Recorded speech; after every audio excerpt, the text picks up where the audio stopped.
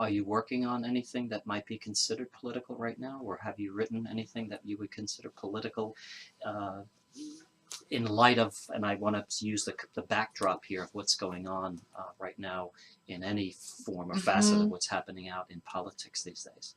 Right. So currently, especially with living in Texas, and with the campus carry laws now in effect, Yes. and working on a campus where there was recently a shooting at Texas Tech where a student had killed an officer. Yeah, so it's certainly on my mind a lot, and I think I'm just now very slowly trying to respond to it in the form of poetry. It's percolating. Yeah. I think that, I mean, one of the things I love about poetry too is how much it allows for this slowing down of attention. You know, we're caught up in this news cycle right now that I think is just so hectic, and I think there's an expectation too of speed, you know, like just plow through these events. And so, yeah, I want to return to poetry as a way to slow myself down too. Right.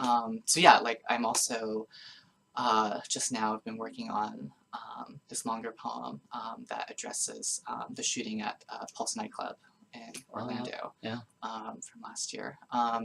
So yeah, I think that's a year ago. Yeah. It's like, wow. Yeah. In some ways it doesn't feel like that. In some ways it feels oddly longer. Right. But yeah, I think poems are a great space for...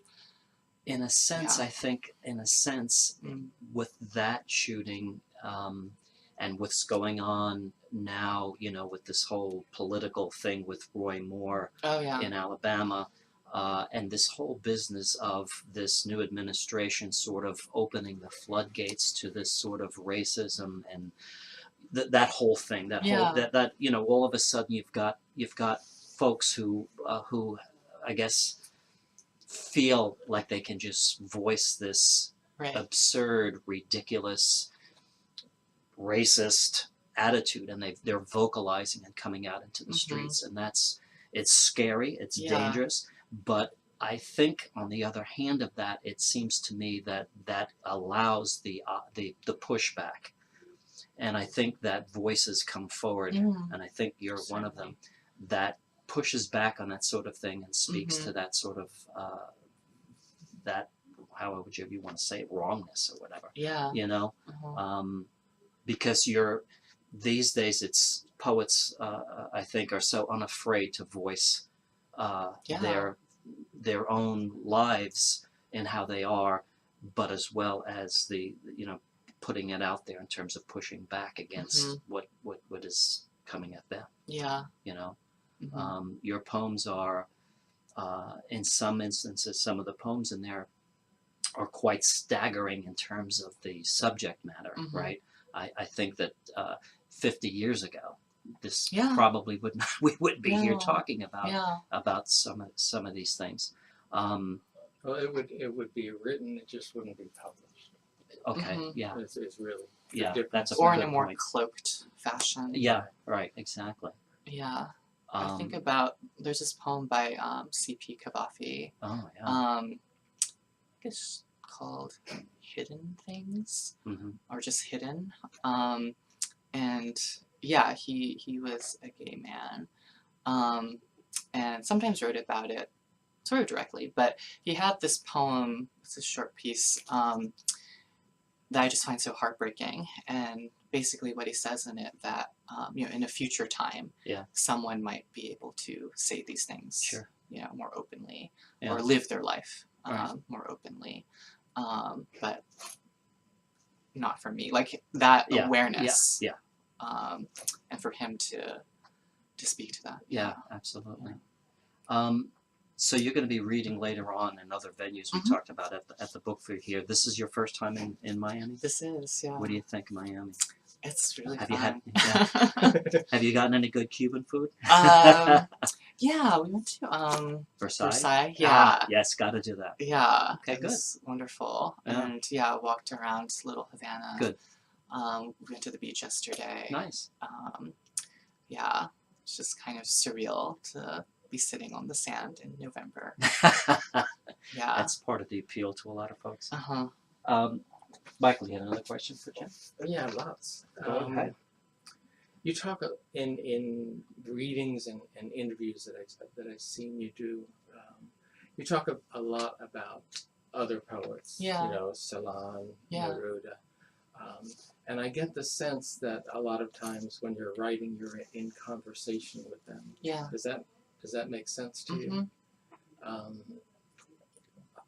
In my head, I contrasted your poem about leaving China with the poems that Li Young-Li wrote about when and you kind of allude to that that there's Mao's gone for 10 years and that sort of thing.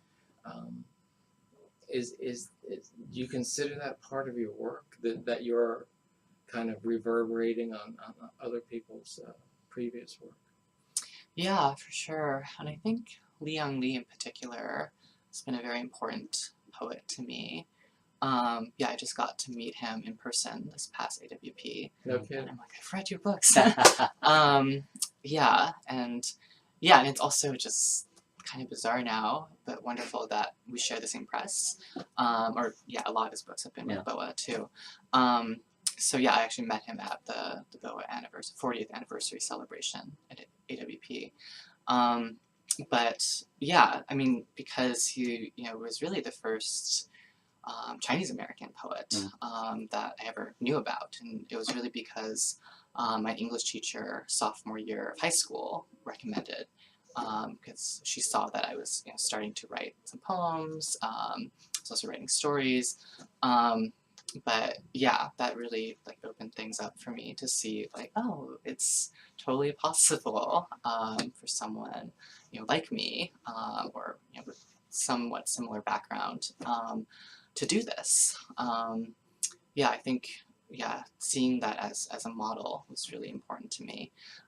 So yeah, I do feel that I'm in conversation with other poets. I also think of something that Mary Ruefle said, which is that books are her friends, early companions, lifelong companions, and that it's a way that the dead are still with us. We can peer into their thoughts and experiences through literature. So I think that there's a sense of a larger connection too.